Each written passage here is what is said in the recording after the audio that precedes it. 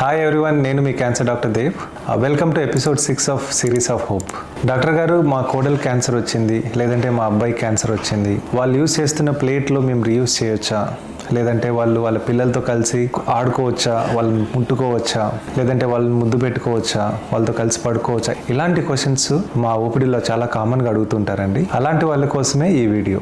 మహాభారత యుద్ధంలో పాండవులు లాంటి మహావీరులకే శ్రీకృష్ణుడి అవసరమైంది. అలానే క్యాన్సర్ వచ్చిన వాళ్ళకి ఫ్యామిలీ సపోర్ట్ అనేది చాలా అవసరం. ప్రతి క్యాన్సర్ పేషెంట్కి క్యాన్సర్ ట్రీట్మెంట్తో పాటు మరో 2 విషయాలు చాలా అవసరం అండి.